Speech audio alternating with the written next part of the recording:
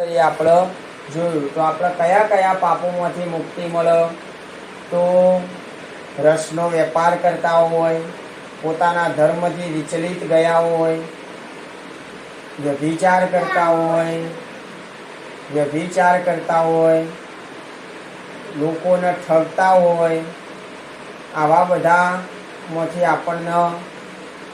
બધા પાપોમાંથી આપણે મુક્ત થઈ અને શિવ પુરાણના મહાત્મયથી આપણને મુક્તિ મળતી હોય. બીજું, આપણે શ્રવણની વિધિ સાંભળી તો શિવ પુરાણ કેવી રીતે સાંભળવું, કેવી જગ્યાએ શિવ પુરાણની કથા કરવી જોઈએ. તો ક્યાં કરાય?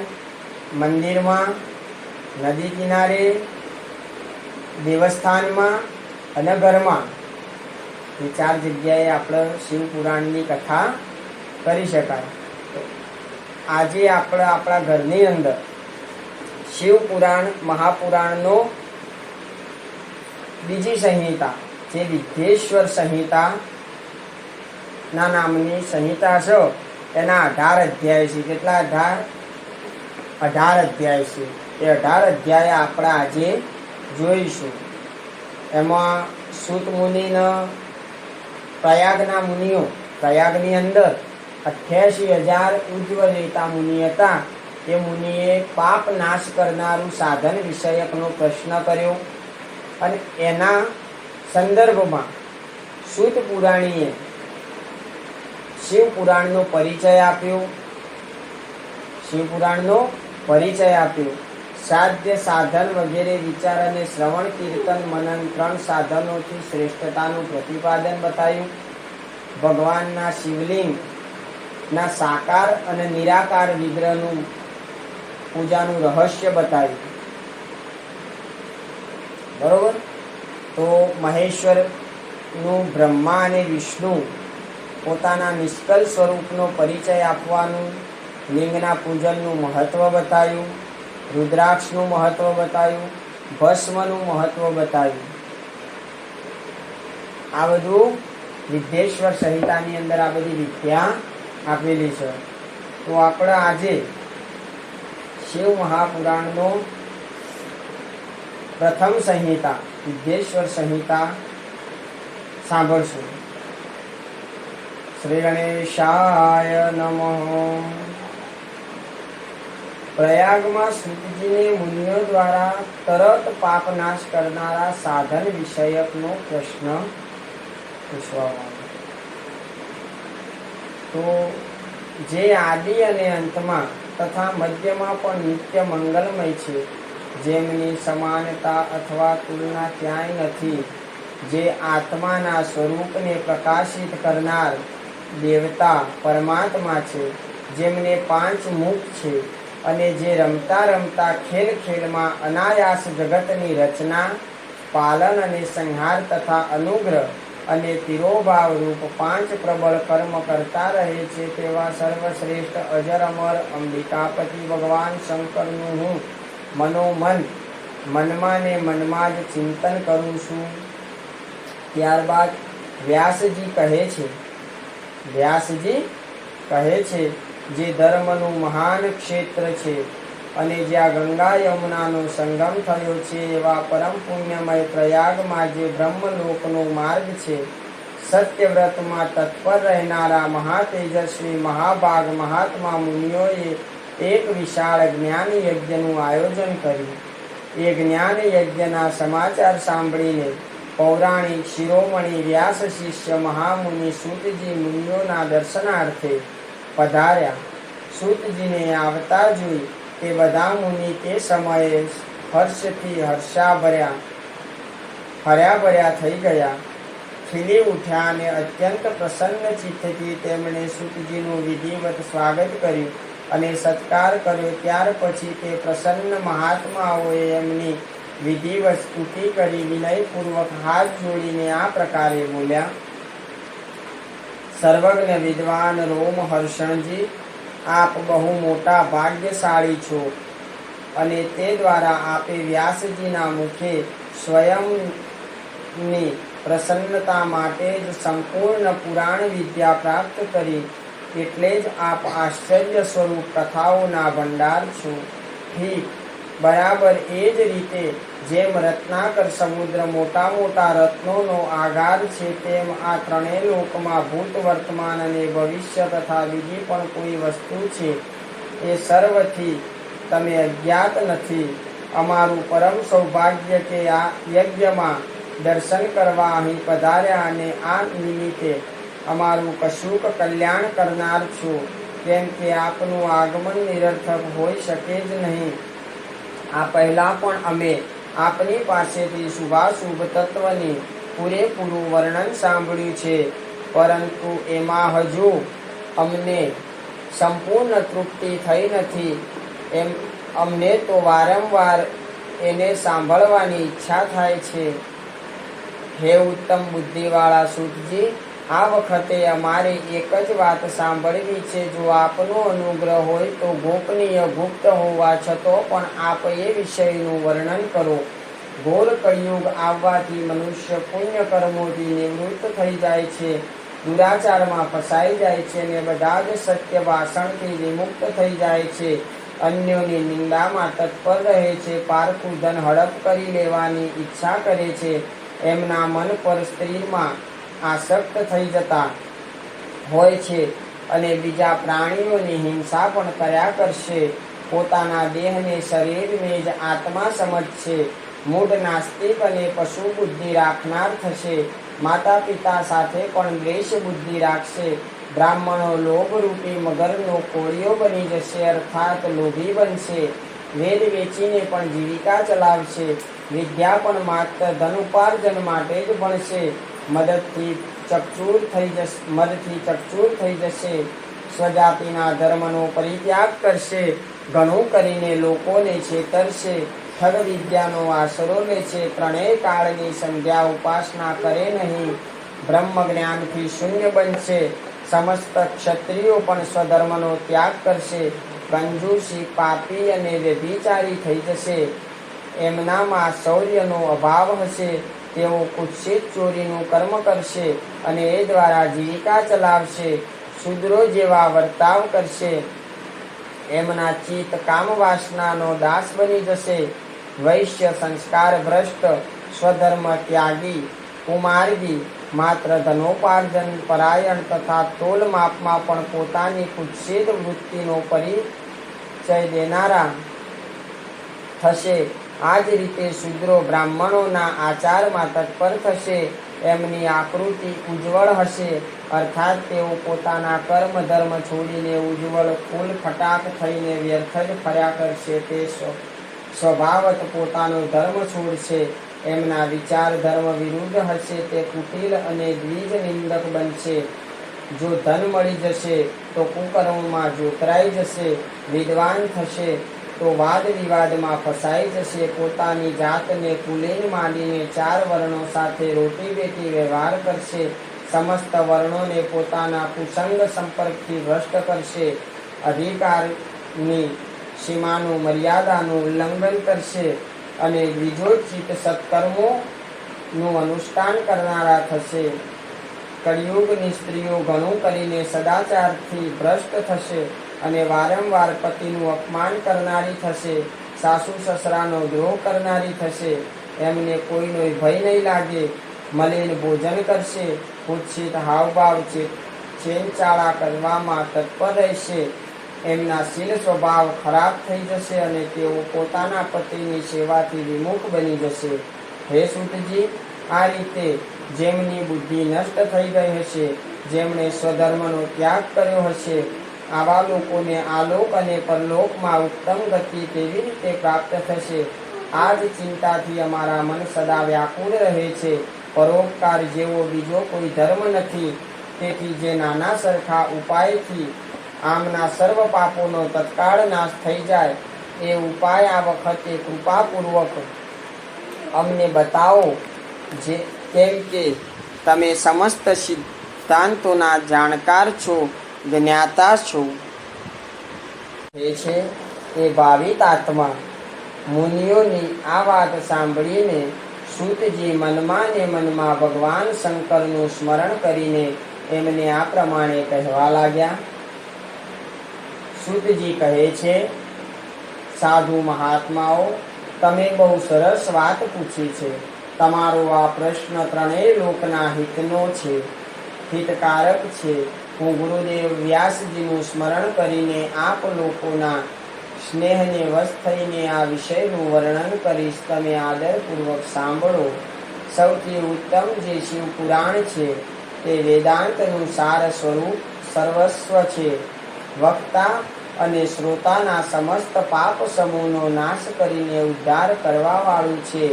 એટલું જ નહીં, તે પરલોકમાં પરમાર્થ વસ્તુનું પ્રદાન કરે છે અને કળિયુગની કલ્મશ રાશિનો નાશ કરે છે. એમાં ભગવાન શિવના ઉત્તમ યશનું વર્ણન છે. હે બ્રાહ્મણો, ધર્મ, અર્થ, કામ અને મોક્ષ એ ચારેય પુરુષાર્થને આપનાર તે પુરાણ સ્વયંના પ્રભાવની દ્રષ્ટિથી વિસ્તાર વૃદ્ધિને પ્રાપ્ત થાય છે.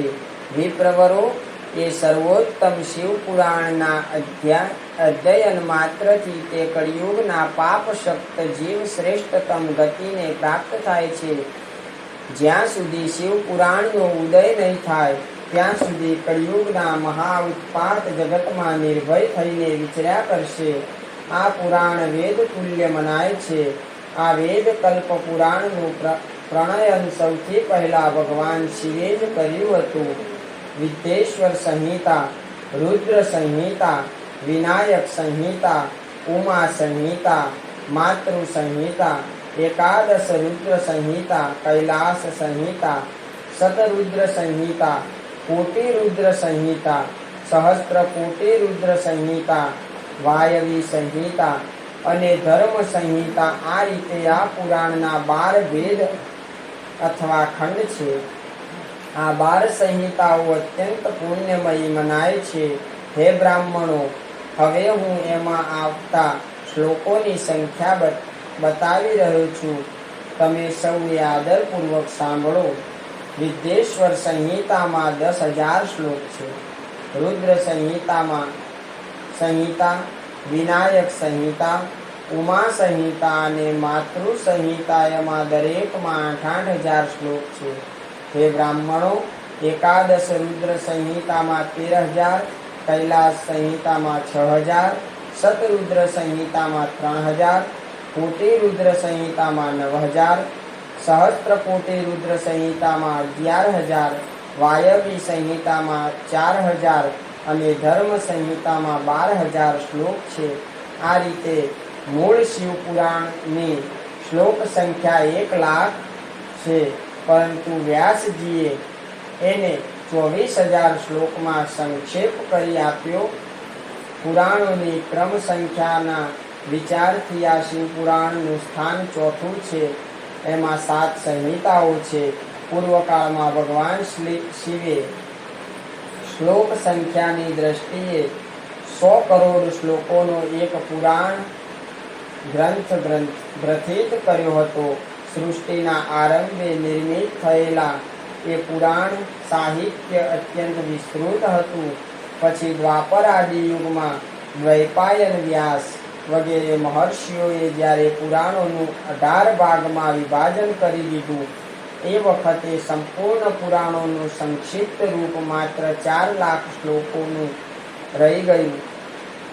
એ સમયે એમણે શિવ પુરાણનું પ્રતિપાદન 24,000 શ્લોકોમાં કર્યું. આ જ શિવ પુરાણની શ્લોક સંખ્યા છે. આ વેદ તુલ્ય પુરાણ 7 સંહિતાઓમાં વહેંચાયેલું છે. એની પહેલી સંહિતાનું નામ વિદ્યેશ્વર સંહિતા છે. બીજી રુદ્ર સંહિતા સમજવી જોઈએ. ત્રીજીનું નામ શતરુદ્ર સંહિતા, ચોથીનું નામ કોટિ રુદ્ર સંહિતા, પાંચમીનું નામ ઉમા સંહિતા, છઠ્ઠીનું નામ કૈલાસ સંહિતા અને સાતમીનું નામ વાયવી સંહિતા છે. આ રીતે આ 7 સંહિતાઓ માનવામાં આવે છે. આ 7 સંહિતાઓથી યુક્ત દિવ્ય શિવ પુરાણ વેદ તુલ્ય, પ્રામાણિક અને સૌથી ઉત્કૃષ્ટ ગતિ પ્રદાન કરનારું આ નિર્મળ શિવ પુરાણ શિવ દ્વારા જ પ્રતિપાદિત છે. આને શૈવ શિરોમણી ભગવાન વ્યાસે સંક્ષેપમાં સંકલિત કરી છે. આ સમસ્ત જીવ સમુદાય માટે ઉપકારક, ત્રિવિધ તાપોનો ને હરનારું, તુલના રહિત અને સત્પુરુષોને કલ્યાણપ્રદ છે. એમાં વેદાંત વિજ્ઞાનમય પ્રધાન તથા નિષ્કપટ નિષ્કામ ધર્મનું પ્રતિપાદન થયેલું છે. આ પુરાણ ઈર્ષા રહિત અંતકરણ વિદ્વાનોને માટે જાણવા જેવું છે. એમાં શ્રેષ્ઠ મંત્ર સમૂહનું સંકલન છે.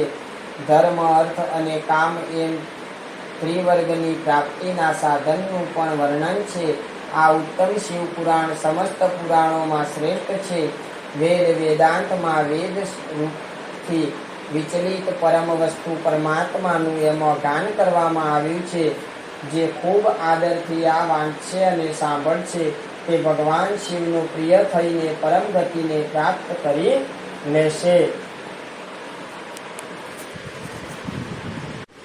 અધ્યાય 3 આવ્યો. સાધ્ય સાધન વગેરે વિચાર અને શ્રવણ કીર્તન અને મનન આ 3 સાધનોની શ્રેષ્ઠતાનું પ્રતિપાદન. તો વ્યાસજી કહે છે, સૂતજીનું આ વચન સાંભળીને બધા મહર્ષિઓ બોલ્યા, હવે આપ અમને વેદાંત સાર સર્વ સ્વરૂપ અદ્ભુત શિવ પુરાણની કથા સંભળાવો. ત્યારે વ્યાસજી શું કહે છે કે બધા ઋષિ મુનિઓએ શુદ્ધ પુરાણીને કહ્યું કે હવે તમે અમને આ વેદાંતના સાર સર્વ સ્વરૂપ એક અદ્ભુત શિવ પુરાણની કથા સંભળાવો. ત્યારે મહર્ષિ રોમહર્ષણ સૂતજી બોલ્યા, આપ સૌ મહર્ષિગણ રોગ શોક રહિત કલ્યાણમય ભગવાન શિવનું સ્મરણ કરીને પુરાણ પ્રવર શિવ પુરાણની કથા જે વેદના સાર તત્વથી પ્રગટ થઈ છે તે કથાનું શ્રવણ કરો. શિવ પુરાણમાં ભક્તિ, જ્ઞાન અને વૈરાગ્ય એ ત્રણેયનું પ્રતિપૂર્વક દાન કરવામાં આવ્યું છે. અને વેદાંત વેદ સદસ્તુનું વિશેષ રૂપે વર્ણન છે. આ વર્તમાન કલ્પમાં જ્યારે સૃષ્ટિનો આરંભ થયો હતો એ દિવસોમાં 6 કુળના મહર્ષિ પરસ્પર વાત વિવાદ કરતા કરતા કહેવા લાગ્યા કે અમુક વસ્તુ સૌથી ઉત્કૃષ્ટ છે. વર્તમાન કલ્પ એટલે અત્યારે આર્યો કલ્પ. કયો કલ્પ? અત્યારે કયો કલ્પ ચાલે છે? શ્વેત વારાહ કલ્પ. કયો? શ્વેત વારાહ કલ્પ. એવા આગળ કલ્પો ગયા. એ આવો શ્વેત વારાહ કલ્પ આવ્યો, કલ્પ ચાલી રહ્યો છે. હવે આ કલ્પની જ્યારે શરૂઆત થઈ એ વખતે મહાન કુળના 6 મહર્ષિઓ પરસ્પર વિવાદ કરતા હતા કે અમુક વસ્તુ સૌથી ઉત્કૃષ્ટ અને અમુક નથી. એમના આ વિવાદે અત્યંત મહાન રૂપ ધારણ કરી લીધું. ત્યારે એ બધા જ પોતાની શંકાનું સમાધાન થાય એ માટે સૃષ્ટિ કરતા અવિનાશી બ્રહ્માજી પાસે ગયા. કોના જોડે ગયા? બ્રહ્માજી જોડે. અને બ્રહ્માજીના હાથ જોડી વિનયપૂર્વક વાણીથી બોલ્યા, હે પ્રભુ, આપ સંપૂર્ણ જગતનું ધારણ પોષણ કરનારા છો તથા સમસ્ત કારણોનું કારણ છો. એમ અમે જાણવાય છીએ કે સંપૂર્ણ તત્વોથી પરાપર પુરાણ પુરુષ કોણ છે? કે જેને આ જગતને ઉત્પન્ન કર્યું એ પુરુષ કોણ છે? ત્યારે બ્રહ્માજી બોલ્યા, જ્યાંથી મન વાણી પરમ તત્વને ન પામીને પાછી પડે છે એને, જેમનાથી બ્રહ્મા વિષ્ણુ રુદ્ર અને ઇન્દ્ર વગેરેથી યુક્ત આ સંપૂર્ણ જગત સમસ્ત ભૂતો અને ઇન્દ્રિયોની સાથે પહેલા પ્રગટ થયું છે. એ જ એ દેવ મહાદેવ સર્વજ્ઞ તથા સંપૂર્ણ જગતના સ્વામી છે. તો જ્યારે આ સમસ્ત ઇન્દ્રિયો ઉત્પન્ન થઈ એના પહેલા એ પ્રગટ થયા. બ્રહ્મા વિષ્ણુ રુદ્ર અને ઇન્દ્ર વગેરેથી યુક્ત એ મહાદેવ છે. ભક્તિથી જ એમનો સાક્ષાત્કાર થાય છે. ભગવાનને પામવા હોય તો શું કરવું પડે? ભગવાનની ભક્તિ કરવી પડે, કીર્તન કરવું પડે. ભક્તિ કરવી પડે ને, એમનું કીર્તન કરવું પડે. બીજા કોઈ ઉપાયથી ક્યાંય એમનું દર્શન થતું નથી. બીજો કોઈ ઉપાય કરવાથી એમનું દર્શન થતું નથી. રુદ્ર હરિ હર તથા અન્ય દેવેશ્વર સદા ઉત્તમ ભક્તિભાવથી એમના દર્શન કરવા ચાહે છે. ભગવાન શિવમાં ભક્તિ થવાથી મનુષ્ય સંસાર બંધનથી મુક્ત થઈ જાય છે. દેવતાના કૃપા પ્રસાદથી એમનામાં ભક્તિ થાય છે અને ભક્તિથી દેવતાનો કૃપા પ્રસાદ પ્રાપ્ત થાય છે. જેમ કે અંકુરથી બીજ ઉત્પન્ન થાય છે અને બીજથી અંકુર ઉત્પન્ન થાય છે, તેમ એટલા માટે તમે બધા બ્રહ્મર્ષિ ભગવાન શંકરનો કૃપા પ્રસાદ પ્રાપ્ત કરવા માટે ભૂતલ પર જઈને હજારો વર્ષ ચાલુ રહે એવા એક વિશાળ યજ્ઞનું આયોજન કરો. આ યજ્ઞપતિ ભગવાન શિવની જ કૃપાથી વેદોક્ત વિદ્યાનું સારભૂત સાધ્ય સાધનનું જ્ઞાન થાય છે. તો ભગવાન બ્રહ્માજીએ ઋષિમુનિઓને શું કીધું? પૃથ્વી ઉપર જઈ અને યજ્ઞ કરો અને યજ્ઞ દ્વારા જ તમને આ જ્ઞાન મળશે. તો શિવપદની પ્રાપ્તિ જ સાધ્ય છે. એમની સેવા એ જ સાધન છે. એમના પ્રસાદ કૃપા પ્રસાદથી જે નિત્ય નૈમિતિક ફળની નિસ્પૃહ થાય એ જ સાધક છે. વેદોક્ત કર્મનું અનુષ્ઠાન કરીને મહાન ફળને ભગવાન શિવના ચરણોમાં સમર્પિત કરી દેવું એ જ પરમેશ્વર પદની પ્રાપ્તિ છે અને તે જ સાલોક્ય વગેરે ક્રમથી પ્રાપ્ત થનારી મુક્તિ છે. તેથી પુરુષોએ પોતાની ભક્તિ અનુસાર એ બધા ઉત્કૃષ્ટ ફળ પ્રાપ્તિ થાય છે. એ ભક્તિના સાધન અનેક પ્રકારના છે. સાક્ષાત મહેશ્વર એ સાધનોનું પ્રતિપાદન કરેલું છે. એમાંથી સારભૂત સાધનનો સંક્ષેપ કરીને હું તમને બતાવી રહ્યો છું. કાનથી ભગવાનના નામ, ગુણ અને લીલાનું શ્રવણ કરવું, વાણી દ્વારા એમનું કથન અને મન દ્વારા એમનું મનન, આ ત્રણેયને મહાન સાધન કહેવામાં આવ્યા છે. તો ભગવાનને કાન શું કરવા આપ્યા છે? ભગવાનનું નામ સાંભળવા, તાળો સાંભળવા નહીં. મોઢું શું શના માટે આપ્યું છે? તો ભગવાનનું નામ લેવા માટે, ખોટું કે ખરાબ વસ્તુ બોલવા માટે આપ્યા નથી. મન દ્વારા શું કરવાનું? ભગવાનનું ચિંતન કરવાનું. મનમાં ભગવાનનું ચિંતન થવું જોઈએ. તો ભગવાનનું ચિંતન થાય તો ભૂખ લાગે નહીં, તરસ લાગે નહીં અને ભગવાનના ચિંતનથી આ શરીરની અંદર બીજો કોઈ રોગ આવે નહીં. કેમ કે મન સમો રહેલું છે આપણું ભગવાનનું નામ લેવામાં ને, એટલે બીજું કશું આવે નહીં. તાત્પર્ય એ છે કે મહેશ્વરનું શ્રવણ કીર્તન અને મનન કરવું જોઈએ. આ શ્રુતિનું વાક્ય આપણા સૌ માટે પ્રમાણભૂત છે. આવું શેમાં લખેલું છે? વેદોમાં લખેલું છે. શ્રુતિઓએ કહેલું વાક્ય છે. આ સાધનથી જ સંપૂર્ણ મનોરથો સિદ્ધમાં સંલગ્ન તમે લોકો પરમ સાધ્યને ઉપલબ્ધ થઈ જાઓ છો. લોકો પ્રત્યક્ષ વસ્તુને આંખથી જોઈને એમાં પ્રવૃત્ત થાય છે, પરંતુ જે વસ્તુનું ક્યાંય પ્રત્યક્ષ દર્શન થતું નથી અને શ્રવણ ઇન્દ્રિય દ્વારા જાણી લઈને, સાંભળી લઈને મનુષ્ય એની પ્રાપ્તિ માટે ચેષ્ટા કરે છે. તેથી પ્રથમ સાધન શ્રવણ જ છે. જેને આપણે જોયું ના હોય, જે આપણે કોઈ દાડો જોયું ના હોય, એ આપણે સાંભળીએ તો અમેરિકા કેવું લાગે? કેવું લાગે? મને કે અમેરિકા હે આપણે સાંભળીએ તો આપણને સારું લાગે ને. એટલે પહેલું સાધન ઓખોથી દેખ્યા વગર આપણને અમેરિકાની વાતો સાંભળીએ ને, આપણે હિમાલય મસ્ત લાગે છે. એટલે પહેલું તો ભગવાનના ગુણો સાંભળવા, હે કે ભગવાન આવા હતા, ભગવાન આવા હતા. એના માટે આપણા કાન સારા હોવા જોઈએ. આપણા કાન કેવા હોવા જોઈએ? સારા હોવા જોઈએ. આપણું ધ્યાન કેવું હોવું જોઈએ? હે આપણું ધ્યાન કેવું? એ દ્વારા શ્રવણ એ જ છે.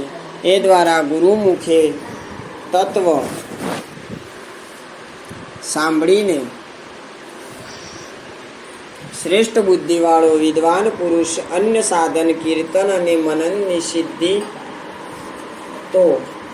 સિદ્ધિ કરતો હોય છે. ક્રમશઃ મનન સુધી આ સાધનની સારી રીતે સાધના કરી લીધા પછી એ સાલોક્ય વગેરે ક્રમથી ધીરે ધીરે ભગવાન શિવનો સંયોગ પ્રાપ્ત કરી લે છે. પ્રથમ બધા અંગોના રોગ નષ્ટ થઈ જાય છે, પછી સર્વ પ્રકારનો લૌકિક આનંદ પણ વિલીન થઈ જાય છે. ભગવાન શંકરની પૂજા, એમના નામોનો જપ, એમના ગુણ રૂપ વિલાસ અને નામોનું યુક્તિપરાયણ ચિત્ત દ્વારા નિરંતર પરિશોધન અથવા ચિંતન થાય છે. એને જ મનન કહે છે અને એ મહેશ્વરની કૃપા દ્રષ્ટિથી જ ઉપલબ્ધ થાય છે. એને જ સમસ્ત શ્રેષ્ઠ સાધનોમાં પ્રધાન અથવા મુખ્ય કહેવામાં આવે છે. સૂતજી કહે છે, મુનીશ્વરો, આ સાધનનું મહાત્મ્ય બતાવવાના પ્રસંગમાં હું આપને માટે એક પ્રાચીન વૃત્તાંતનું વર્ણન કરીશ. એને તમે ધ્યાનપૂર્વક સાંભળો. બહુ પહેલાની વાત છે. પરાશર મુનિના પુત્ર મારા ગુરુ વ્યાસદેવજી સરસ્વતી નદીના સુંદર તટ પર તપસ્યા કરી રહ્યા હતા. એક દિવસ સૂર્ય સમાન તેજસ્વી વિમાનથી યાત્રા કરતા કરતા ભગવાન સનતકુમાર અચાનક ત્યાં જઈ પહોંચ્યા. એમણે મારા ગુરુ વ્યાસદેવજીને ત્યાં જોયા. તે તો ધ્યાનમગ્ન હતા. ધ્યાનમાંથી જાગ્યા પછી એમણે બ્રહ્મપુત્ર સનતકુમારજીને પોતાની સામે ઉપસ્થિત થયેલા જોયા. એમને જોઈને એ ખૂબ જ ઝડપથી ઉઠ્યા અને ચરણોમાં પ્રણામ કર્યા. અર્ઘ આપ્યો. દેવતાઓને બેસવા યોગ્ય એવું આસન આપ્યું.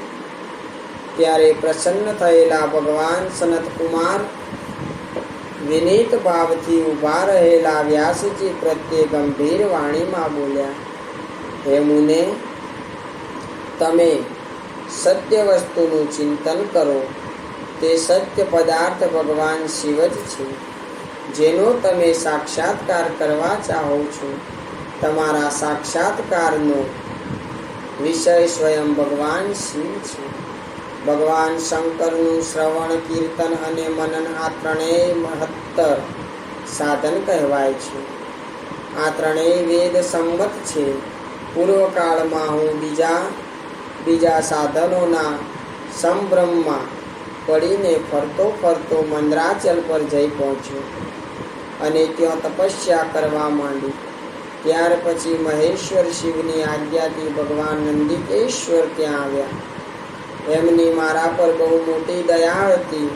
તે સૌના સાક્ષી તથા શિવગણોના સ્વામી ભગવાન નંદિકેશ્વર મને સ્નેહપૂર્વક મુક્તિનું ઉત્તમ સાધન બતાવતા બોલ્યા, ભગવાન શંકરનું શ્રવણ, કીર્તન અને મનન આ ત્રણેય સાધનો વેદ સંમત છે અને મુક્તિના સાક્ષાત કારણ છે. આ વાત સ્વયં ભગવાન શિવે મને કહી છે. માટે હે બ્રહ્મન, તમે શ્રવણ આદિ ત્રણેય સાધનોનું અનુષ્ઠાન કરો. વ્યાસજીને વારંવાર આવું કહીને અનુગામીઓ સહિત બ્રહ્મપુત્ર સનતકુમાર પરમ સુંદર બ્રહ્મધામમાં જતા રહ્યા. આ રીતે પૂર્વકાળમાં તથા ઉત્તમ વૃત્તાંતનું મેં સંક્ષેપમાં વર્ણન કર્યું છે. ઋષિ બોલ્યા, હે સૂતજી, શ્રવણ આદિ ત્રણ સાધનોને તમે મુક્તિનો ઉપાય બતાવ્યો છે. પરંતુ જો કોઈ શ્રવણ આદિ ત્રણ સાધન કરવામાં અસમર્થ હોય, એ કયા ઉપાયનું અવલંબન લઈને મુક્તિને પામી શકે? કયા સાધનભૂત કર્મ દ્વારા વગર પ્રયત્ને મોક્ષ મળી શકે ખરો? અધ્યાય 4. ભગવાન શિવના લિંગ અને સાકાર વિગ્રહની પૂજાનું રહસ્ય અને મહત્વનું વર્ણન. સૂતજી કહે, સૌનક, જે શ્રવણ, કીર્તન અને મનન આ ત્રણેય સાધનોના અનુષ્ઠાનમાં સમર્થ ન હોય તો તેણે ભગવાન શંકરના લિંગ અને મૂર્તિની સ્થાપના કરીને નિત્ય એની પૂજા કરે તો સંસાર સાગરથી પાર થઈ શકે છે. વચના અથવા છલ કર્યા સિવાય પોતાની શક્તિ અનુસાર ધનરાશિ લઈ જાય અને એને શિવલિંગ અથવા શિવમૂર્તિની સેવામાં સમર્પિત કરી દે. સાથે સાથે નિરંતરે શિવલિંગ અને શિવમૂર્તિની પૂજા પણ કર્યા કરે. એ માટે ભક્તિભાવપૂર્વક મંડપ, ગોપુર, તીર્થ, મઠ અને ક્ષેત્રની સ્થાપના કરે અને ઉત્સવોનું આયોજન કરે. વસ્ત્ર, ગંધ, પુષ્પ, ધૂપ, દીપ તથા પૂજા અને પૂડા તથા શાક વગેરે વાનગીયુક્ત જાત જાતના ભક્ષ્ય ભોજન અન્ય નૈવેદ્ય રૂપે સમર્પિત કરે.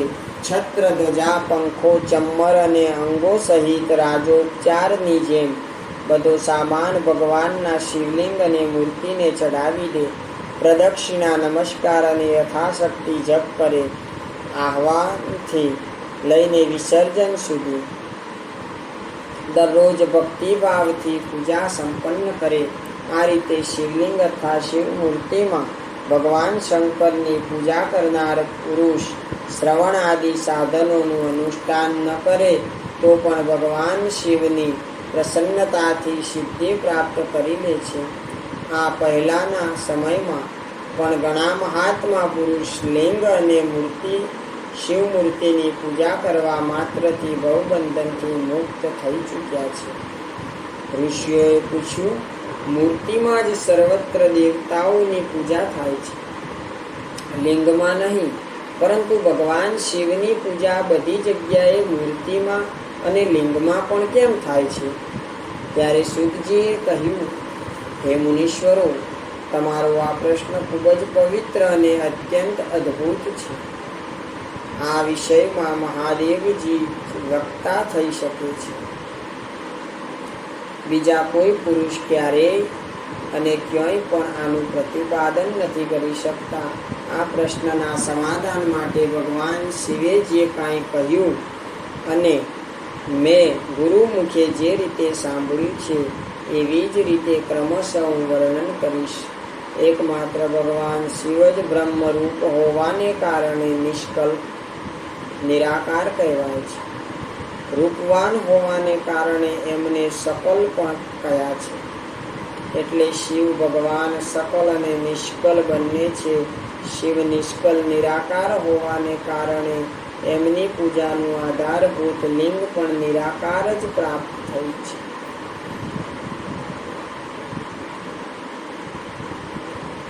અર્થાત શિવલિંગ શિવના નિરાકાર સ્વરૂપનું પ્રતીક છે. આ રીતે શિવનું સકળ અથવા સાકાર હોવાનું કારણ એમની પૂજાનો આધારભૂત વિગ્રહ સાકાર પ્રાપ્ત થાય છે. અર્થાત શિવનું સાકાર વિગ્રહ એમના સાકાર સ્વરૂપનું પ્રતીક હોય છે. સકલ અને અકલ સમસ્ત અંગ આકાર સહિત સાકાર અને અંગ આકારથી સર્વથા રહિત નિરાકાર રૂપ હોવાથી તે બ્રહ્મ શબ્દ દ્વારા કહી શકાય તેવા પરમાત્મા છે. આ જ કારણ છે કે બધા લોકો લિંગ નિરાકાર અને મૂર્તિ સાકાર બંનેમાં સદા ભગવાન શિવની પૂજા કરે છે. શિવથી ભિન્ન જે બીજા દેવતા છે તે સાક્ષાત બ્રહ્મ નથી. એટલા માટે જ ક્યાંય પણ એ દેવોને માટે નિરાકાર લિંગ ઉપલબ્ધ થતું નથી. પૂર્વકાળમાં બુદ્ધિમાન બ્રહ્મપુત્ર સનતકુમાર મુનિએ મંદરાચલ પર નંદિકેશ્વરને આવો જ પ્રશ્ન કર્યો હતો. ત્યારે સનતકુમાર બોલ્યા, એ ભગવાન શિવથી ભિન્ન જે દેવતાઓ છે એ સૌની પૂજા માટે સર્વત્ર ઘણું કરીને વેર મૂર્તિ માત્ર જ અધિક સંખ્યામાં જોવા સાંભળવા મળે છે. કેવળ શિવની જ પૂજામાં લિંગ અને વેર મૂર્તિ બંનેનો ઉપયોગ જોવામાં આવે છે. તેથી હે કલ્યાણમય નંદિકેશ્વર, આ વિષયમાં જે તત્વની વાત હોય તે મને એવી રીતે સમજાવો, જેથી મને બરાબર સમજ યથાર્થ સમજ પડે. નંદિકેશ્વરે કહ્યું, હે નિષ્પાપ બ્રહ્મકુમાર, આપનો આ પ્રકારનો પ્રશ્નનો જવાબ અમારા જેવા કોઈ આપી શકે નહીં, કેમ કે આ ગોપનીય વિષય છે અને લિંગ સાક્ષાત બ્રહ્મનું પ્રતીક છે. તેમ છતાં તમે શિવ ભક્ત છો, એટલે જ આ વિષયમાં ભગવાન શિવે જે કોઈ બતાવ્યું છે એ જ હું તમારી સમક્ષ કહું છું. ભગવાન શિવ બ્રહ્મ સ્વરૂપ છે અને નિષ્કલ નિરાકાર છે, એટલે જ એમની પૂજામાં નિષ્કલ લિંગનો ઉપયોગ થાય છે. સંપૂર્ણ વેદોનો આ જ મત છે. સનત કુમાર બોલ્યા, હે મહાભાગ યોગીન્દ્ર, તમે ભગવાન શિવ અને બીજા દેવતાઓના પૂજનમાં લિંગ અને વેર મૂર્તિના પ્રચારનું જે રહસ્ય વિભાગપૂર્વક બતાવ્યું છે તે યથાર્થ છે. એટલે લિંગ અને મૂર્તિ આદિની ઉત્પત્તિનું જે ઉત્તમ વૃત્તાંત છે એને જ હું આ સમયે સાંભળવા ઈચ્છું છું. લિંગના પ્રાગટ્યનું રહસ્ય સૂચિત કરનારો પ્રસંગ મને સંભળાવો. એના ઉત્તરમાં નંદિકેશ્વર ભગવાન મહાદેવના નિષ્કલ સ્વરૂપ લિંગના આવિર્ભાવનો પ્રસંગ સંભળાવવાનું શરૂ કર્યું. તેમણે બ્રહ્મા અને વિષ્ણુનો વિવાદ, દેવતાઓની વ્યાકુળતા અને ચિંતા, દેવતાઓનું દિવ્ય કૈલાસ શિખર પર ગમન, એમના દ્વારા ચંદ્રશેખર મહાદેવનું સ્તવન, દેવતાઓ દ્વારા પ્રેરણા પામેલા મહાદેવજીનું બ્રહ્મા અને વિષ્ણુના વિવાદ સ્થળમાં આગમન અને બંને વચ્ચે નિષ્કલ આદિ અંતરરહિત ભીષણ અગ્નિના થાંભલા રૂપમાં એમનો આવિર્ભાવ થવો વગેરે પ્રસંગોની કથા કહી. ત્યાર પછી શ્રી બ્રહ્મા અને શ્રી વિષ્ણુ બંને દ્વારા એ જ્યોતિર્મય સ્તંભની ઊંચાઈ અને ઊંડાઈનો તાગ લેવાની ચેષ્ટા અને કેતકી પુષ્પને સાપ અને વરદાન વગેરેના પ્રસંગો સંભળાવ્યા. અધ્યાય 405 મહેશ્વરનું બ્રહ્મા અને વિષ્ણુને પોતાનું નિષ્કળ અને સકલ સ્વરૂપનો પરિચય આપવાનું અને લિંગ પૂજનનું મહત્વ બતાવવું. નંદિકેશ્વર કહે છે, ત્યાર પછી એ બંને બ્રહ્મા અને વિષ્ણુ ભગવાન શંકરને પ્રણામ કરીને હાથ જોડીને ડાબે પગે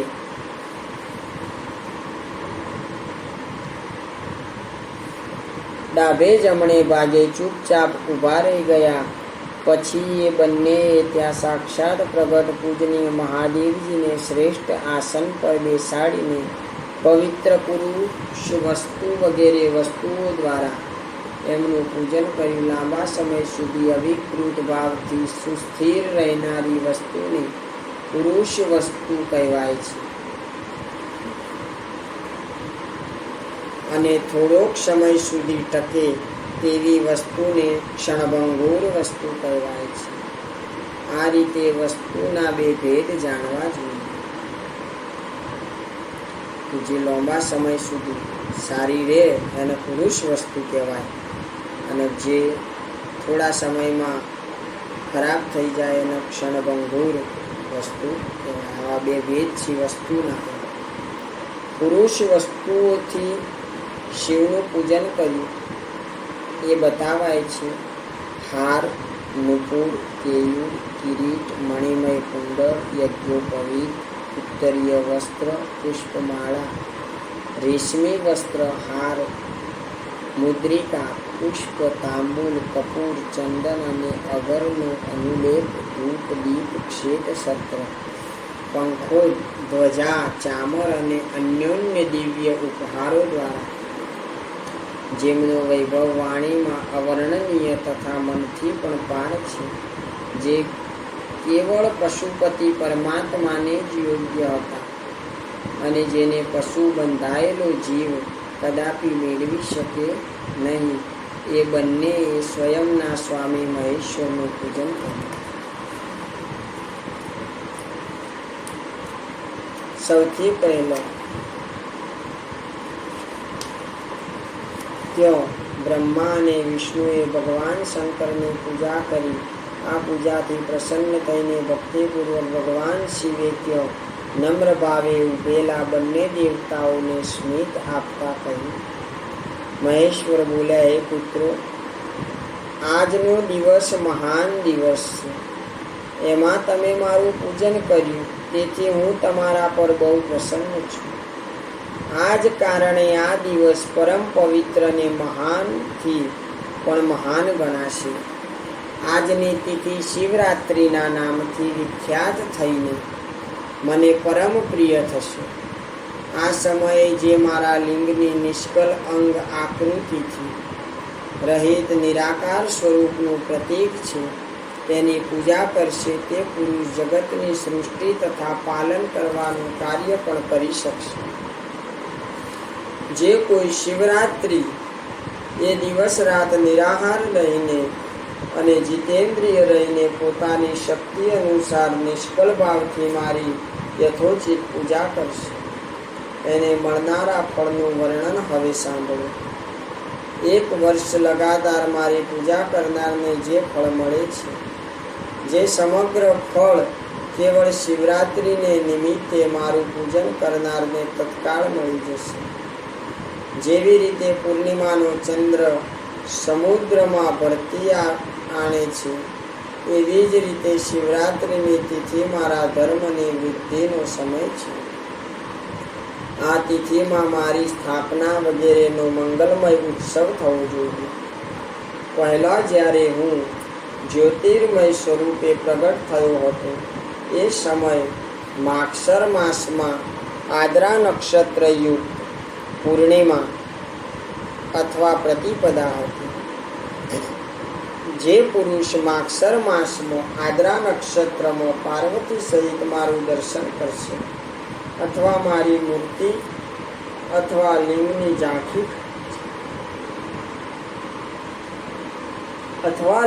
ઝાંખી કરે છે, તે મને કાર્તિકેયથી પણ અધિક પ્રિય છે. તે શુભ દિવસે મારા દર્શન માત્રથી પૂરું ફળ પ્રાપ્ત થાય છે. જો દર્શનની સાથે સાથે મારું પૂજન પણ થાય તો એટલું બધું પુણ્ય ફળ મળે છે કે જેનું વાણી દ્વારા વર્ણન થઈ શકતું નથી. ત્યાં હું લિંગ રૂપે પ્રગટ થઈને ઘણો મોટો થઈ ગયો હતો. તેથી એ લિંગને કારણે આ ભૂતળ લિંગસ્થાનના નામથી પ્રસિદ્ધ થયું. જગતના લોકો એનું દર્શન અને પૂજન કરી શકે એટલા માટે આ અનાદિ અનંત જ્યોતિસ્તંભ અથવા જ્યોતિર્મય લિંગ અત્યંત નાનું થઈ જશે. આ લિંગ સર્વ પ્રકારના ભોગોની પ્રાપ્તિ કરાવશે તથા ભોગ અને મોક્ષનું એકમાત્ર સાધન છે. એનું દર્શન અને એનો સ્પર્શ અને એનું ધ્યાન કરવામાં આવે તો પ્રાણીઓના જન્મ અને મૃત્યુના કષ્ટ છૂટી જતા હોય છે. અગ્નિના પર્વત જેવું આ જે લિંગ શિવલિંગ અહીં પ્રગટ થયું છે, એને કારણે જ આ સ્થાન અરુણાચલ નામથી પ્રસિદ્ધ થશે. અહીં અનેક પ્રકારના મોટા મોટા તીર્થો પ્રગટ થશે. આ સ્થાનમાં નિવાસ કરનાર અથવા શરીર છોડનાર જીવોનો મોક્ષ પણ થઈ જશે. મારા 2 રૂપ છે, સકલ અને નિષ્કલ. બીજા કોઈના આવા 2 રૂપ નથી. પહેલા હું સ્તંભ રૂપે પ્રગટ થયો, પછી સાક્ષાત રૂપે પ્રગટ થયો. બ્રહ્મભાવ મારું નિષ્કલ રૂપ છે અને મહેશ્વર મારું સકલ રૂપ છે. આ બંને રૂપો મારા સિદ્ધ રૂપો છે. હું જ પરબ્રહ્મ પરમાત્મા છું. કલાયુક્ત અને સકલ મારા જ સ્વરૂપ છે. બ્રહ્મરૂપ હોવાને કારણે હું જ ઈશ્વર પણ છું. જીવો ઉપર અનુગ્રહ દયા કરવી તે મારું કાર્ય છે. હે પ્રભુ, હે કેશવ, હું સૌથી બૃહદ છું અને જગતની વૃદ્ધિ કરવાને કારણે બ્રહ્મ છું. સર્વત્ર સમયરૂપથી સ્થિત અને વ્યાપક હોવાને કારણે હું બધાનો આત્મા છું. સર્ગથી માંડીને અનુગ્રહ આત્મા અને ઈશ્વરથી ભિન્ન સુધી જે જગત સંબંધી 5 કૃત્ય છે તે બધા મારા જ છે. મારાથી વ્યતિરિક્ત કોઈ નાય નથી, કેમ કે હું જ સર્વનો ઈશ્વર છું. પહેલા મારી બ્રહ્મરૂપતાનો બોધ કરાવવાને માટે નિષ્કલ લિંગ પ્રગટ થયું હતું. પછી અજ્ઞાન ઈશ્વર તત્વનો સાક્ષાત્કાર કરાવવાને નિમિત્તે હું સાક્ષાત જગદીશ્વર જ સકલ રૂપમાં તત્કાળ પ્રગટ થઈ ગયો. તેથી મારામાં જે ઈશત્વ છે એને જ મારું સકલ રૂપ જાણવું જોઈએ. અને આજે મારો નિષ્કલ સ્તંભ છે એ મારા બ્રહ્મરૂપનો બોધક છે. આ મારું જ લિંગ ચિહ્ન છે. તમે બંને દરરોજ અહીં રહીને એનું પૂજન કરો. આ જ મારું સ્વરૂપ છે અને એ જ મારા સામીપ્યની પ્રાપ્તિ કરાવનારું પણ છે. લિંગ અને લિંગમાં નિત્ય અભેદ હોવાને કારણે મારા આ લિંગનું મહાન પુરુષોએ પણ પૂજન કરવું જોઈએ. મારા એક લિંગની સ્થાપના કરવાનું આ ફળ બતાવાયું છે કે ઉપાસકને મારી સમાનતાની પ્રાપ્તિ થઈ જાય. જો એક પછી બીજા શિવલિંગની પણ સ્થાપના કરવામાં આવી ગઈ ત્યારે તો ઉપાસકને એના ફળ સ્વરૂપે મારી સાથે એકત્વ સાયુજ્ય મોક્ષ રૂપી ફળની પ્રાપ્તિ થઈ જાય છે. પ્રધાનતયા શિવલિંગની જ સ્થાપના કરવી જોઈએ. મૂર્તિની સ્થાપના લિંગની સ્થાપનાની સરખામણીએ ગૌણ કર્મ છે. શિવલિંગના અભાવમાં સર્વ રીતે મૂર્તિયુક્ત થવા પર પણ એ સ્થાન ક્ષેત્ર નથી કહેવાતું. અધ્યાય 6 5 કૃત્યોનું પ્રતિપાદન. પ્રણવ અને પંચાક્ષર મંત્રની મહત્તા. બ્રહ્મા અને વિષ્ણુ દ્વારા ભગવાન શિવની સ્તુતિ તથા તેમનું અંતર્ધ્યાન. બ્રહ્માજી અને વિષ્ણુએ પૂછ્યું, હે પ્રભુ, સૃષ્ટિ આદિ 5 કૃત્યોના લક્ષણ શા છે એ અમને બંનેને સમજાવો. ત્યારે ભગવાન શિવ બોલ્યા, મારા કર્તવ્યોને જે સમજવાનું કામ અત્યંત ગહન છે, તેમ છતાં હું કૃપાપૂર્વક તમને એ વિષય બતાવી રહ્યો છું. હે બ્રહ્મા અને અચ્યુત, સૃષ્ટિ, પાલન, સંહાર, તિરોભાવ અને અનુગ્રહ આ 5 જગત સંબંધી મારા કાર્ય છે. સૃષ્ટિ, પાલન, સંહાર, તિરોભાવ અને અનુગ્રહ. આનાથી ભગવાન આ જગત સંબંધી 5 કાર્ય કરે છે. જે નિત્ય સિદ્ધ છે એ સિદ્ધ જ છે, એ થયા જ કરી, એ નિત્ય થયા છે, એમાં કોઈ ફેર પડતો. સંસારની રચનાનો જે આરંભ છે એને સર્ગ કહે છે.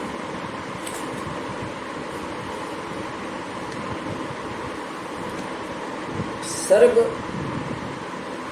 એ સૃષ્ટિ છે. મારા દ્વારા પાલિત થઈને સૃષ્ટિને સુસ્થિર રૂપે રહેવાની સ્થિતિ છે અને સ્થિતિ કહેવાય છે. એનો વિનાશ થાય એને સંહાર કહે છે. પ્રાણોનું ઉત્ક્રમણ, બહાર નીકળી જવું એને તિરોભાવ કહે છે. અને આ સર્વથી છુટકારો મળી જવો એ જ મારો અનુગ્રહ છે. આ રીતે મારા 5 કૃત્ય છે. સૃષ્ટિ આદિ જે 4 કૃત્ય છે તે સંસારનો વિસ્તાર કરનારા છે. 5મું કૃત્ય અનુગ્રહ મોક્ષનો હેતુ છે. તે સદા મારા જ અવિચળ ભાવથી સ્થિર રહે છે. મારા ભક્તજન આ 5 કૃત્યોને 5 મહાભૂતોમાં જુએ છે. સૃષ્ટિ ભૂતલમાં, સ્થિતિ જળમાં, સંહાર અગ્નિમાં, તિરોભાવ વાયુમાં અને અનુગ્રહ આકાશમાં સ્થિત છે. પૃથ્વીથી સર્વની સૃષ્ટિ થાય છે, જળથી સર્વની વૃદ્ધિ થાય છે અને જીવનની રક્ષા થાય છે. અગ્નિ સર્વને ભસ્મીભૂત કરી દે છે, સળગાવી દે છે. વાયુ સર્વને એક સ્થાનથી બીજા સ્થળે લઈ જાય છે અને આકાશ સર્વને અનુગ્રહિત કરે છે, સર્વ પર ઉપકાર કરે છે. વિદ્વાન પુરુષો આ વિષયને આ જ રીતે જાણે છે. આ 5 કૃત્યોનો ભાર વહન કરવા માટે જ મારે 5 મુખ છે. 4 દિશાઓમાં 4 મુખ છે અને એની મધ્યમાં 5મું મુખ છે. હે પુત્રો, તમે બંને તપસ્યા કરીને મને પ્રસન્ન કરીને મને પરમેશ્વરને પ્રસન્ન કરીને સૃષ્ટિ અને સ્થિતિ નામના 2 કૃત્યો પ્રાપ્ત કરે છે. આ બંને તમને ખૂબ જ પ્રિય છે. એવી જ રીતે મારી વિભૂતિ સ્વરૂપ રુદ્ર અને મહેશ્વરમાં 2 અન્ય ઉત્તમ કૃત્ય સંસાર અને તિરોભાવ મારી પાસેથી પ્રાપ્ત કરે છે. પરંતુ અનુગ્રહ નામક કૃત્ય બીજો કોઈ મેળવી શકતો નથી. રુદ્ર અને મહેશ્વર પોતાની કર્મને ભૂલ્યા નથી. એટલા માટે મેં એમને માટે મારી સમાનતા પ્રદાન કરી છે. તે રૂપ, વેશ, કૃત્ય, વાહન, આસન અને આયુધ વગેરેમાં મુજ સમાન છે. જે પૂર્વકાળમાં સ્વયંનું સ્વરૂપભૂત મંત્રનો ઉપદેશ કર્યો હતો તે ઉપકાર ઓકારના રૂપમાં પ્રસિદ્ધ છે. એ મહામંગલકારી મંત્ર છે. સૌથી પહેલા મારા મુખમાંથી ઓકાર ઓમ પ્રગટ થયો છે, જે મારા જ સ્વરૂપનો બોધક છે, ઓકાર વાચક છે અને હું વાચ્ય છું. આ મંત્ર મારું પોતાનું સ્વયંનું સ્વરૂપ છે. દરરોજ ઓકારનું નિરંતર સ્મરણ કરવાથી મારું જ સદા સ્મરણ થાય છે. મારા ઉત્તરવર્તી મુખથી અકારનું, પશ્ચિમ મુખથી મકારનું, પૂર્વવર્તી મુખથી બિંદુનું તથા મધ્યવર્તી મુખથી નાદનું પ્રાગટ્ય થયું છે. આ રીતે 5 અવયવોથી યુક્ત ઓકારનો વિસ્તાર થયો છે. આ સર્વ અવયવો એકીભૂત થઈને તે પ્રણવ ઓમ નામનું એક અક્ષર બની ગયું. આ નામ રૂપાત્મક આખું જગત તથા વેદ ઉત્પન્ન સ્ત્રી પુરુષ વર્ગરૂપ બંને કુળ આ પ્રણવ મંત્રથી વ્યાપ્ત છે. આ મંત્ર શિવ અને શક્તિ બંનેનો બોધક છે. આનાથી જ પંચાક્ષર મંત્રની ઉત્પત્તિ થઈ છે, જે મારા સકલ રૂપની બોધક છે. તે અકાર આદિ ક્રમથી મકાર આદિ ક્રમ પ્રકાશમાં આવ્યા છે. ઓમ નમઃ શિવાય. આ પંચાક્ષર મંત્ર છે. આ પંચાક્ષર મંત્રથી માતૃકા વર્ણ પ્રગટ થયા છે, જે 5 વેદવાળા છે. એનાથી જ શિરોમંત્ર સહિત ત્રિપદા ગાયત્રીનું પ્રાગટ્ય થયું છે. આ ગાયત્રીથી સંપૂર્ણ વેદ ઉત્પન્ન થયા છે અને એ જ વેદોમાંથી કરોડો મંત્ર નીકળ્યા છે. તે મંત્રોથી ભિન્ન ભિન્ન કાર્યોની સિદ્ધિ થાય છે. પરંતુ આ પ્રણવ અને પંચાક્ષરથી સંપૂર્ણ મનોરથોની સિદ્ધિ થાય છે. આ મંત્ર સમુદાયથી ભોગ અને મોક્ષ બંને સિદ્ધ થાય છે. મારા સકળ સ્વરૂપ સાથે સંબંધ રાખવાવાળા સર્વ મંત્રરાજ સાક્ષાત ભોગ પ્રદાન કરવાવાળા અને શુભકારક મોક્ષપ્રદ છે. ત્યારે નંદિકેશ્વરજી કહે છે, ત્યાર પછી જગદંબા પાર્વતીની સાથે બેઠેલા ગુરુવર મહાદેવજીએ ઉત્તરાભિમુખ બેઠેલા બ્રહ્મા અને વિષ્ણુને ઢોંકનાર વસ્ત્રથી આચ્છાદિત કરીને એમના મસ્તક પર પોતાનો કરકમળ મૂકીને ધીરે ધીરે ઉચ્ચારણ કરીને અમને ઉત્તમ મંત્રનો ઉપદેશ કર્યો.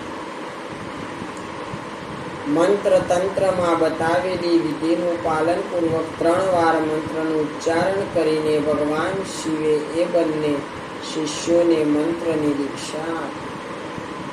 પછી એ શિષ્યોએ ગુરુ દક્ષિણા રૂપે સ્વયંને જાતે સમર્પિત કરી દીધા અને બંને હાથ જોડીને એમની પાસે ઊભા રહ્યા અને એ દેવેશ્વર જગત ગુરુનું સ્તવન કર્યું. બ્રહ્મા અને વિષ્ણુ બોલ્યા, હે પ્રભુ, તમે નિષ્કલ રૂપ છો, તમને નમસ્કાર. તમે નિષ્કલ તેજથી પ્રકાશિત થાઓ છો, તમને નમસ્કાર છે. તમે સર્વના સ્વામી છો, તમને નમસ્કાર છે. તમને સર્વાત્માને નમસ્કાર હો, અથવા સકલ સ્વરૂપ આપ મહેશ્વરને નમસ્કાર છે. આપ પ્રણવના વાચ્યાર્થ છો, આપને નમસ્કાર હો. સૃષ્ટિ પાલન સંહાર તિરોભાવ અને અનુગ્રહ કરનાર આપને નમસ્કાર છે.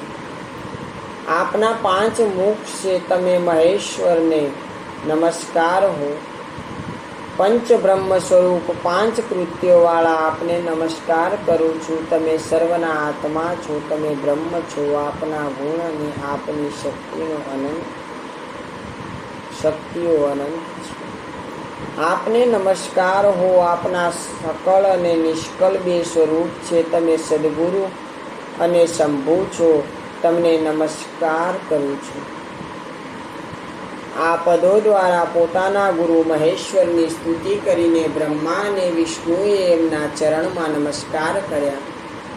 ત્યારે મહેશ્વર બોલ્યા, આદ્રા નક્ષત્રથી યુક્ત ચતુર્દશીને દિવસે જપ કરવામાં આવે તો એ અક્ષય ફળ આપનારું થાય છે.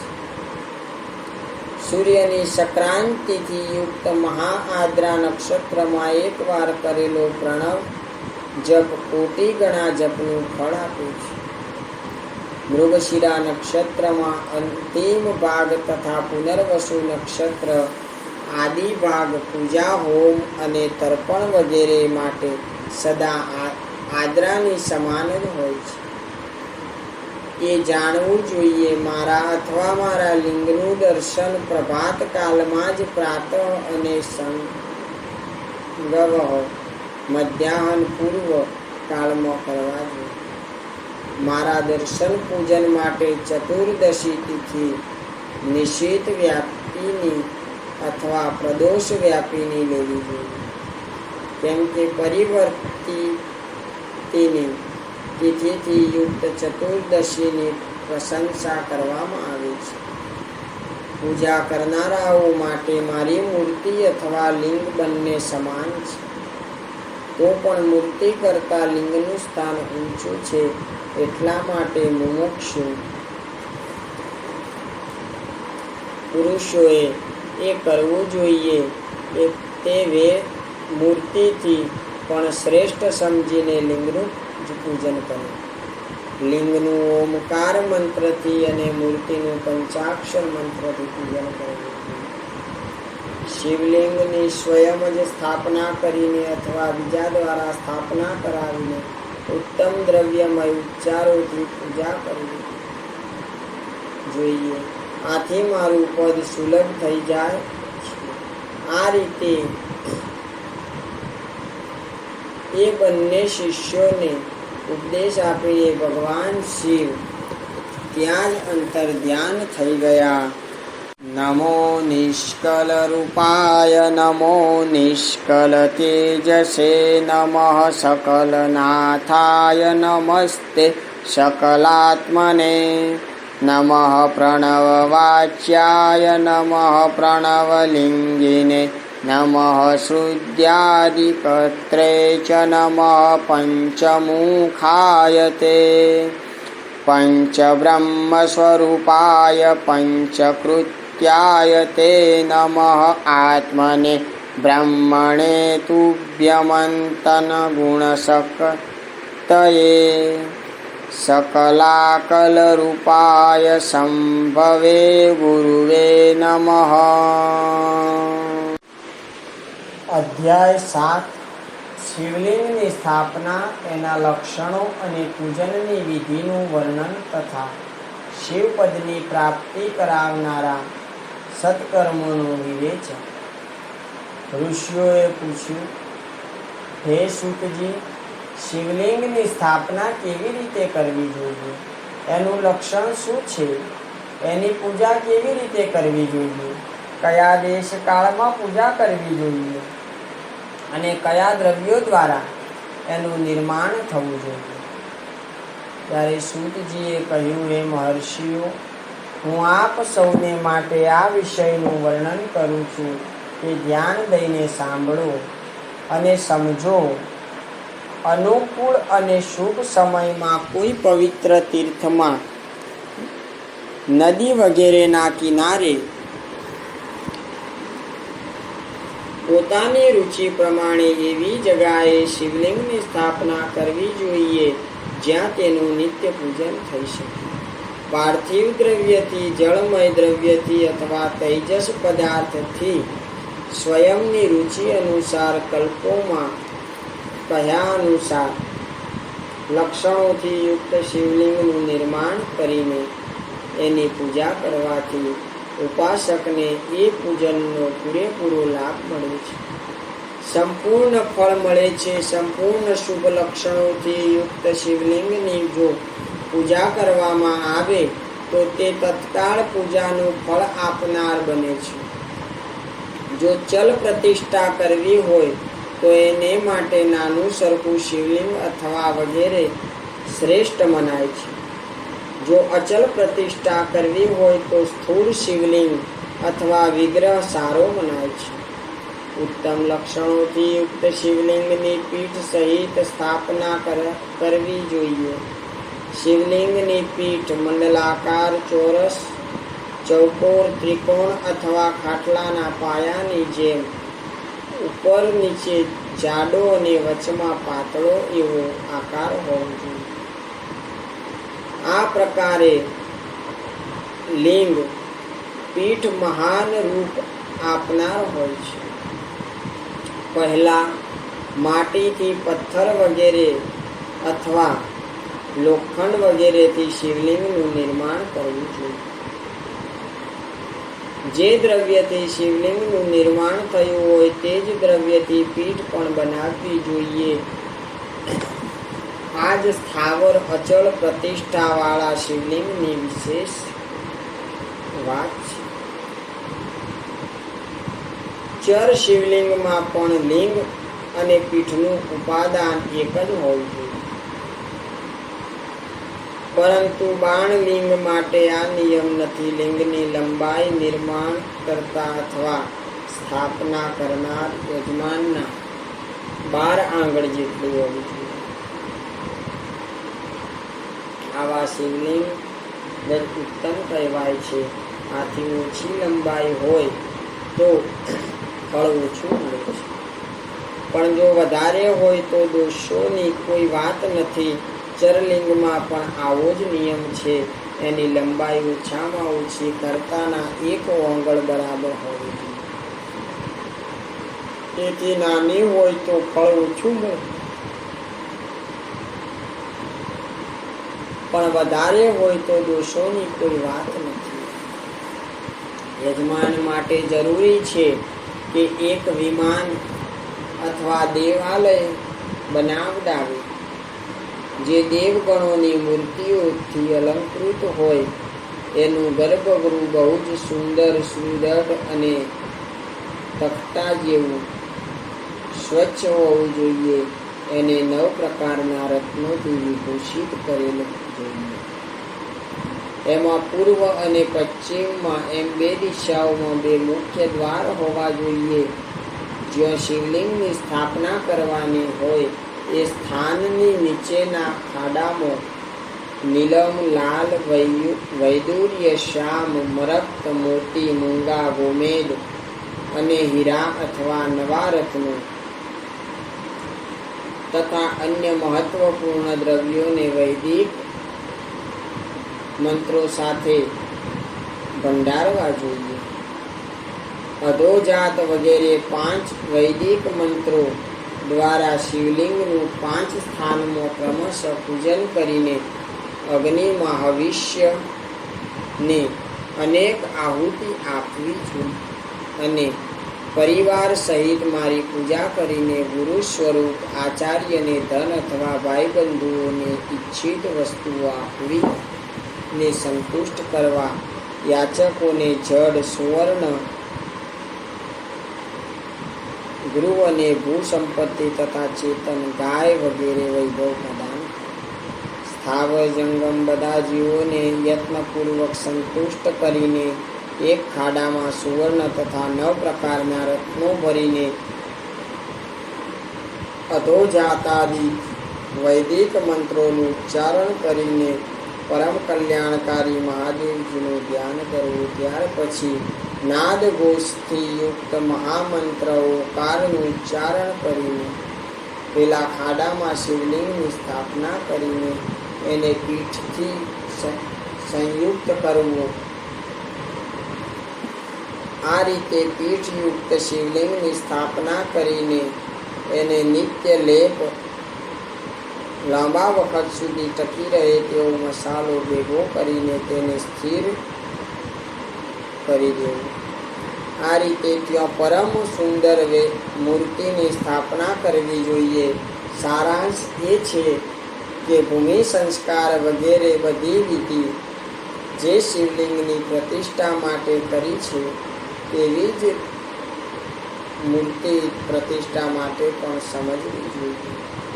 ફેર માત્ર એટલો જ છે કે લિંગ પ્રતિષ્ઠા માટે પ્રણવ મંત્રના ઉચ્ચારણનું વિધાન છે, પરંતુ મૂર્તિની પ્રતિષ્ઠા પંચાક્ષર મંત્રથી કરવી જોઈએ. જ્યાં લિંગની પ્રતિષ્ઠા થઈ છે ત્યાં પણ ઉત્સવ માટે બહાર શોભાયાત્રા કાઢવાના નિમિત્તે મૂર્તિ રાખવી પણ જરૂરી છે. મૂર્તિને બહારથી પણ લઈ શકાય છે. એનું ગ્રહણ ગુરુજનો દ્વારા થવું જોઈએ. બાહ્ય મૂર્તિ લેવા માટે યોગ્ય તે જ છે જે સાધુ પુરુષો દ્વારા પૂજિત હોય. આ પ્રકારે લિંગમાં અને મૂર્તિમાં પણ કરેલી મહાદેવજીની પૂજા શિવપદ પ્રદાન કરનારી હોય છે. સ્થાવર અને જંગમ એમ 2 ભેદથી લિંગ પણ 2 પ્રકારના કહ્યા છે. વૃક્ષ, લતા વગેરેને સ્થાવર લિંગ કહે છે અને કૃમિ, કીટ વગેરેને જંગમ લિંગ કહે છે. સ્થાવર લિંગનું સિંચન દ્વારા સેવા પૂજન કરવું જોઈએ અને જંગમ લિંગને આહાર અને જળ વગેરે આપીને તૃપ્ત કરવા ઉચિત છે. એ સ્થાવર જંગમ જીવોને સુખ પમાડવામાં અનુરક્ત રહેવું એ પણ ભગવાન શિવનું પૂજન છે એવું વિદ્વાન પુરુષો માને છે. આમ ચરાચર જીવોને જ ભગવાન શંકરના પ્રતીક માનીને એમનું પૂજન કરવું જોઈએ. આ રીતે મહાલિંગની સ્થાપના કરીને વિવિધ ઉપચારો દ્વારા એનું પૂજન કરો. પોતાની શક્તિ અનુસાર નિત્ય પૂજા કરવી જોઈએ. દેવાલયની પાસે ધ્વજારોપણ વગેરે કરવું જોઈએ. શિવલિંગ સાક્ષાત શિવનું પદ પ્રદાન કરનારું છે અથવા ચરલિંગમાં 16 ઉપચારો દ્વારા 16 દ્વારા યથોચિત ક્રમશઃ પૂજન કરવું જોઈએ. આ પૂજન પણ શિવપદ પ્રદાન કરનારું છે. આવાહન, આસન, અર્ધ્ય, પાદોંગ, આચમન, અભ્યંગ, સ્નાન, વસ્ત્ર અને યજ્ઞોપવિત, ગંધ, પુષ્પ, ધૂપ, દીપ, નૈવેદ્ય, તાંબૂલ, સમર્પણ, નિરાજન, નમસ્કાર અને વિસર્જન આ 16 ઉપચાર છે.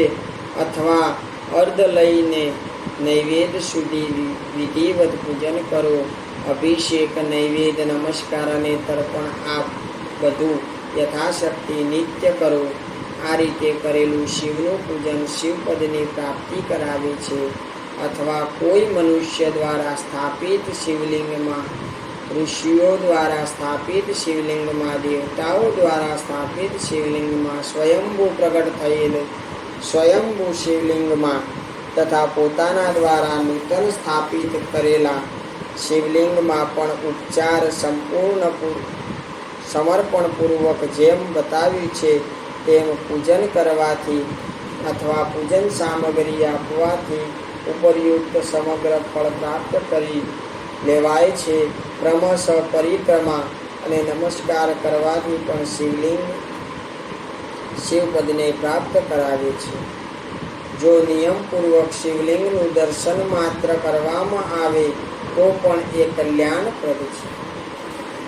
માટી, લોટ, ગાયનું સાણ, ફૂલ, કરેણનું પુષ્પ, ફળ, ગોળ, માખણ, ભસ્મ અથવા અન્નથી પણ પોતાની રુચિ અનુસાર શિવલિંગ બનાવીને તદનુસાર એનું પૂજન કરવામાં આવે અથવા દરરોજ 10,000 પ્રણવ મંત્રનો જપ કરે અથવા બંને સંધ્યાકાળે 1 સહસ્ત્ર પ્રણવનો જપ કર્યા કરવો જોઈએ.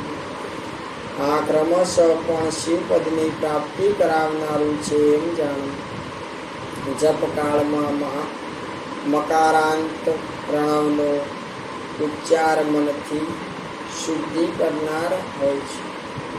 સમાધિમાં માનસિક જપનું વિધાન છે તથા અન્ય સર્વ સમયમાં ઉપાંશુ જપ જ કરવો જોઈએ. નાદ અને બિંદુથી યુક્ત ઓકારના ઉચ્ચારણને વિદ્વાન પુરુષો સમાન પ્રણવ કહે છે. જો દરરોજ આદરપૂર્વક 10,000 પંચાક્ષર મંત્રનો જપ કરવામાં આવે અથવા બંને સંધ્યા સમયે 1,000 જપ કરવામાં આવે તો તેને શિવપદની પ્રાપ્તિ કરાવનાર સમજવું જોઈએ. બ્રાહ્મણોને માટે આદિમાં પ્રણવથી યુક્ત પંચાક્ષર મંત્ર સારો મનાય છે.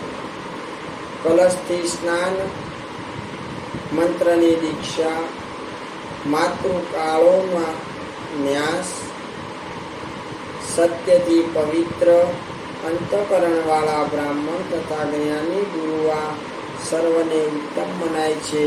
દ્વિજો માટે નમઃ શિવાયનું ઉચ્ચારણ કરવું એવું વિધાન છે.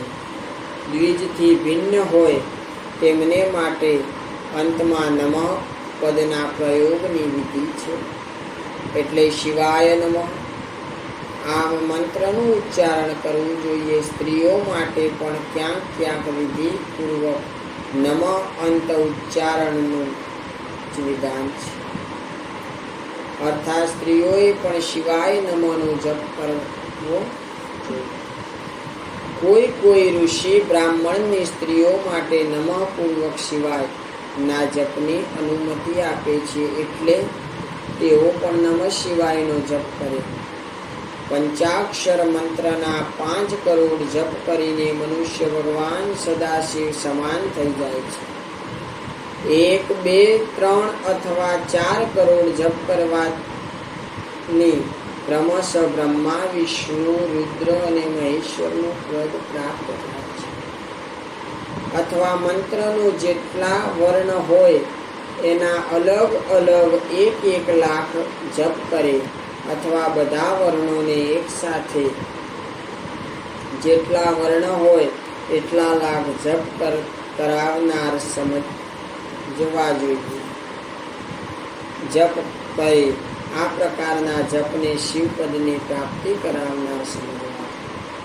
જો 1000 દિવસમાં દરરોજ 1000 જપના ક્રમથી પંચાક્ષર મંત્રના 10 લાખ જપ પૂરા થઈ જાય અને પ્રતિદિન બ્રાહ્મણ ભોજન કરાવાય તો એ મંત્રથી ઈચ્છિત કાર્યની સિદ્ધિ થવા માંડે છે.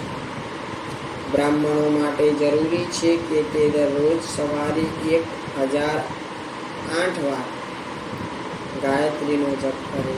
આવું કરવાથી ગાયત્રી ક્રમશઃ શિવપદને પ્રાપ્ત કરાવનારી બને છે.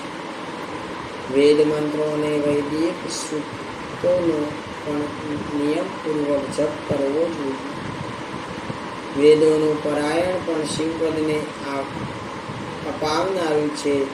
એવું જાણવું જોઈએ. અન્યોન્ય જે બીજા મંત્રો છે એમાં પણ જેટલા વર્ણ છે એટલા લાખ જપ કરો. આ રીતે જે યથાશક્તિ જપ કરે છે તે શિવપદને પ્રાપ્ત કરે લે છે. પોતાની રુચિ અનુસાર કોઈ એક મંત્રને અપનાવીને મૃત્યુ પર્યંત પ્રતિદિન એનો જપ કરવો જોઈએ. અથવા ઓમ આ મંત્રનો દરરોજ 1000 વાર જપ કરવો જોઈએ. આવું કરવાથી ભગવાન શિવની આજ્ઞાથી સંપૂર્ણ મનોરથોની સિદ્ધિ થાય છે. જે માણસ ભગવાન શિવ માટે ફૂલવાડી અથવા બગીચો બનાવે તથા શિવ સેવાના કાર્ય માટે મંદિરમાં કચરો વાળવાની વ્યવસ્થા કરે છે તે આ પુણ્ય કર્મને કરીને શિવપદને પ્રાપ્ત કરી લે છે. ભગવાન શિવનું જે કાશી આદિ ક્ષેત્ર છે તેમાં ભક્તિપૂર્વક નિત્ય નિવાસ કરવો. આ નિવાસ જડ ચેતન સર્વને ભોગ મોક્ષ પ્રદાયક છે. તેથી વિદ્વાન પુરુષે ભગવાન શિવના ક્ષેત્રમાં આમરણ નિવાસ કરવો. પુણ્ય ક્ષેત્રમાં સ્થિત વાવ, કૂવો અને તળાવ વગેરેને શિવ ગંગા સમજવા જોઈએ. ભગવાન શિવનું એવું જ વચન છે. ત્યાં સ્નાન, દાન અને જપ કરીને મનુષ્ય ભગવાન શિવને ઉપલબ્ધ થઈ જાય છે. તેથી મૃત્યુ પર્યંત શિવ ક્ષેત્રનો જ આશ્રય લઈને રહેવું જોઈએ. જો કોઈ શિવ ક્ષેત્રમાં પોતાના કોઈ મૃત સંબંધીઓને અગ્નિ સંસ્કાર, દશા શ્રાદ્ધ, માસિક શ્રાદ્ધ, સપિંડીકરણ અથવા વાર્ષિક શ્રાદ્ધ કરે છે અથવા કોઈ વાર ક્યારેક શિવના ક્ષેત્રમાં પોતાના પિતરોને પિંડદાન કરે છે તે તત્કાળ સર્વ પાપોથી મુક્ત થઈ જાય છે અને અંતમાં શિવપદને પ્રાપ્ત કરે છે. અથવા શિવના ક્ષેત્રમાં 7, 5, 3 અથવા 1 રાત નિવાસ કરી લેવો જોઈએ. આવું કરવાથી પણ શિવપદની પ્રાપ્તિ થાય છે. લોકમાં પોતપોતાના વર્ણને અનુરૂપ